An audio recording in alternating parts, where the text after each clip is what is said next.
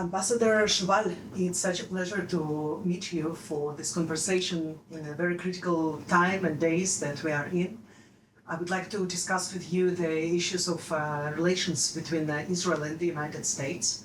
Thank you. Thank you for having me. And I would like to start with asking you if you remember the time like this in the past, time of disagreements, and perhaps arm wrestling between the leaders over the issues of, that relate to Israeli security and foreign policy, and perhaps some personal memory that you can tell us about. Frankly, I don't think that there was such a basic shift.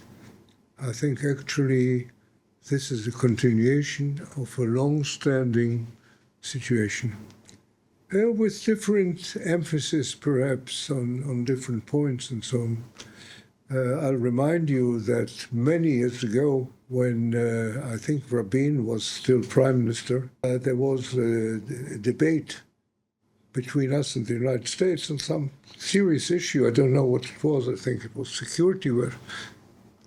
And a long-dead minister, Gadi Jacobi at the time, said to Sam Lewis, the American ambassador, look, we are not a vassal state. And this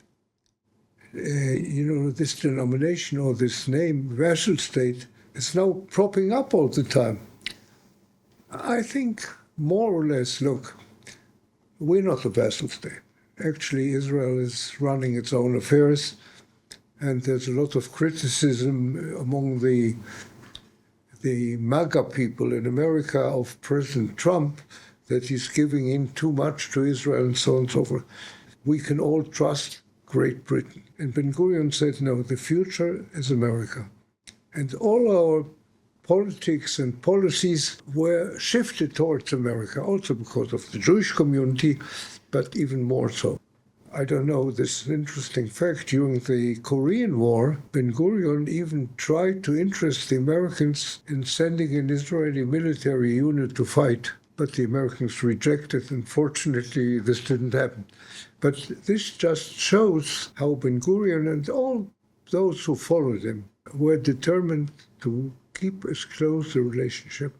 And it is really close to a non-similar situation or relationship between America and any other country or any other people. Now, when the relations are very close, this also means that there can be crisis and disagreement, like in a family. The facts of this relationship or of the disturbed relationship are not going to change, because on most of the major issues, whether it's territories, whether it's Palestinian statehood, whether it's the very essence of Israel as a Zionist, Jewish, democratic state, in spite of what you read in the newspapers today, the difference between the center-left and the center-right in Israel are not very great. So if one expects the Democrats or the extreme Republicans to have a change of policy towards Israel, if we have a change of government, I think that's an illusion. Basically, I think the relationship will continue because there are interests involved on both sides, not only in Israel's side. Israel's side more, perhaps, but there are also interests on the American side. But it will not be the same warmth of the relationship. A lot will depend on the United States. There's no doubt about that.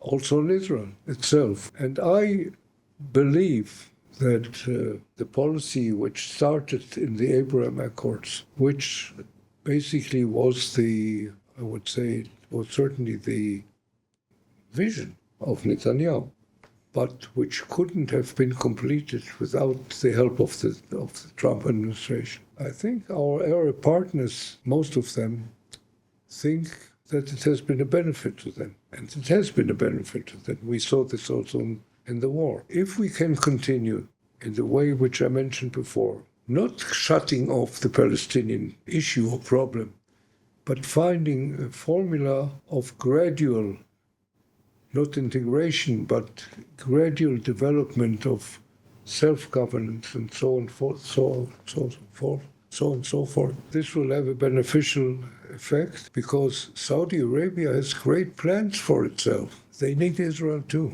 Thank you very much, Ambassador. It was very fascinating and interesting to listen to you, and I hope that your optimism will indeed become true. Look, we have always been optimistic. Thank you.